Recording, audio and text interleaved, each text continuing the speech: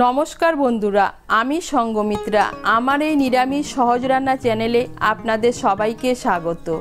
আজ আমি রান্না করছি নিরামিষ চাল পটল। আপনারা নিরামিষের দিনে খুব সহজেই বানিয়ে নিতে পারেন এই অপূর্ব স্বাদের রেসিপিটি। আপনাদের যদি এই রেসিপিটি ভালো লাগে তাহলে লাইক এবং শেয়ার করবেন, আর রেসিপিটি কেমন হয়েছে কমেন্ট করে জানাবেন। আরও নতুন নতুন রেসিপি পাবার জন্য চ্যানেলটিকে অবশ্যই সাবস্ক্রাইব করবেন। ধন্যবাদ। প্রথমে কড়াইতে দিয়ে দেব 1 চামচ ঘি। ঘিটা গলে গেলে এর মধ্যে আমি কাজু বাদাম আর কিশমিশগুলো ভেজে নেব। ঘিটা গলে গিয়েছে, প্রথমে এর মধ্যে আমি কাজু বাদামগুলো ভেজে নেব। এখানে আমি 5-6টা কাজু বাদাম নিয়েছি।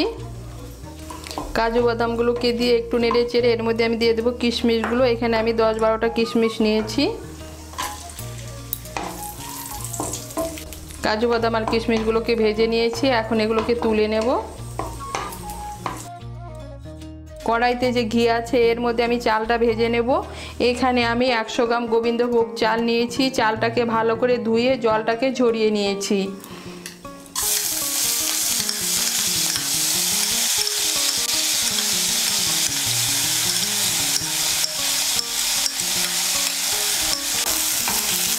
চালটাকে ভালো করে ভেজে নেব।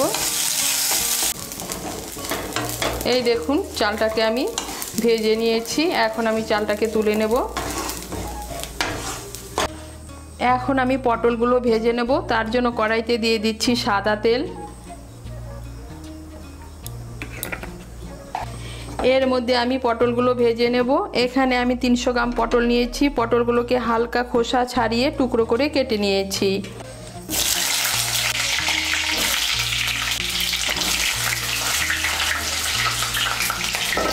এর মধ্যে দিয়ে দেব সামান্য একটু নুন, আর দিয়ে দিচ্ছি সামান্য একটু হলুদের গুঁড়ো। নুন আর হলুদের গুঁড়োটাকে মিশিয়ে নিয়ে আঁচটাকে মিডিয়াম করে পটলগুলোকে ভালো করে ভেজে নেব। এই দেখুন আঁচটাকে মিডিয়াম করে পটলগুলোকে লাল করে ভেজে নিয়েছি, আর তেলটাও পুড়ে যায়নি। এই দেখুন আঁচটাকে মিডিয়াম করে যদি পটলগুলো ভাজেন তাহলে তেলটাও পুড়ে যাবে না, আর পটলগুলো ভালো করে ভাজা হবে। এখন আমি পটলগুলোকে তুলে নিচ্ছি। তুলে নিয়ে তেলটাকে আমি কমিয়ে নেব। পটল ভাজার পর তেলটাকে কমিয়ে নিয়েছি। এখন কড়াইতে 1 বড় চামচের মতো তেল আছে, এর মধ্যেই রান্নাটা করব। এর মধ্যে আমি দিয়ে দিচ্ছি একটা তেজপাতা, দিয়ে দিচ্ছি একটা শুকনো লঙ্কা, আর দিয়ে দিচ্ছি গোটা গরম মশলা। গোটা গরম মশলার মধ্যে নিয়েছি 3টে এলাচ, 2টো লবঙ্গ আর 1 টুকরো দারচিনি। এলাচের মুখগুলো একটু ফাটিয়ে দিয়েছি।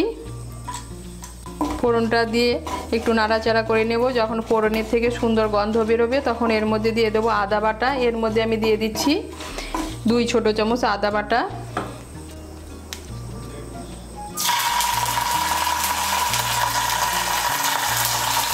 এর মধ্যে দিয়ে দেবো সামান্য একটু জল, যেন আদা বাটাটা না ছিটকোয়। জলটাকে ভালো করে মিশিয়ে নেব। মিশিয়ে নিয়েছি। এখন এর মধ্যে দিয়ে দেবো গুঁড়ো মশলা।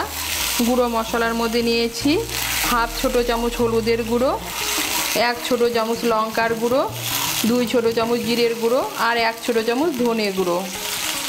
এগুলো দিয়ে আমি একটা পেস্ট বানিয়ে নিয়েছি। এই পেস্টটা এর মধ্যে দিয়ে দিচ্ছি।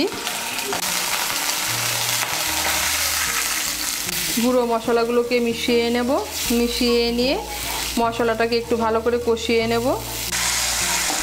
এই দেখুন মশলাটাকে ভালো করে কষিয়ে নিয়েছি। মশলা থেকে তেল ছেড়ে দিয়েছে, তার মানে মশলাটা ভালো করে কষানো হয়ে গিয়েছে। এখন এর মধ্যে দিয়ে দেবো ভেজে রাখা পটল। পটলগুলোকে মিশিয়ে নেব মশলার সঙ্গে। মিশিয়ে নিয়ে পটলগুলোকে আর একটু কষিয়ে নেব মশলার সঙ্গে। এই দেখুন পটলগুলোকে মশলার সঙ্গে আর একটু কষিয়ে নিয়েছি। এখন এর মধ্যে দিয়ে দেবো ভেজে রাখা চালগুলো।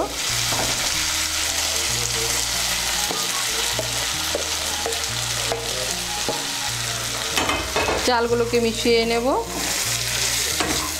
মিশিয়ে নিয়েছি। দিয়ে দেবো এর মধ্যে স্বাদ মতো নুন,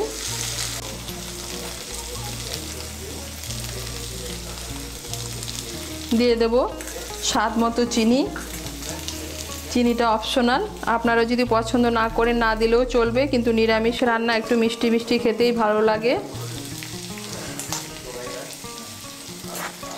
নুন চিনিটাকে মিশিয়ে নেব, মিশিয়ে নিয়ে চালটাকেও মশলার সঙ্গে একটু ভালো করে কষিয়ে নেব। এই দেখুন চালটাকে মশলার সঙ্গে একটু ভালো করে কষিয়ে নিয়েছি। এখন এর মধ্যে দিয়ে দেবো জল। এর মধ্যে আমি 1 কাপ আর হাফ কাপ গরম জল দিচ্ছি।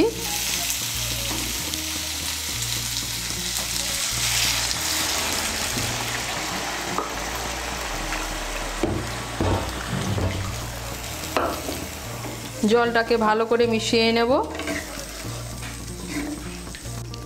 মিশিয়ে নিয়েছি। এখন আঁচটাকে মিডিয়াম করে 10 মিনিটের জন্য ঢেকে দেব। আঁচটা মিডিয়াম করে 10 মিনিটের জন্য ঢেকে দিয়েছিলাম। চালগুলো সেদ্ধ হয়ে গিয়েছে আর পটলগুলো সেদ্ধ হয়ে গিয়েছে। এখন এর মধ্যে দিয়ে দেবো ভেজে রাখা কাজু বাদাম আর কিশমিশগুলো। কাজু বাদাম আর কিশমিশগুলোকে ভালো করে মিশিয়ে নেব। দিয়ে দেবো গরম মশলার গুঁড়ো। এর মধ্যে আমি দিয়ে দিচ্ছি 1/4 চামচ গরম মশলার গুঁড়ো,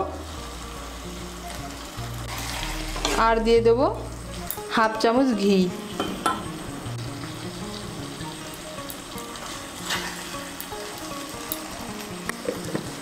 আর দিয়ে দিচ্ছি পাকা কাঁচা 4টে লঙ্কা।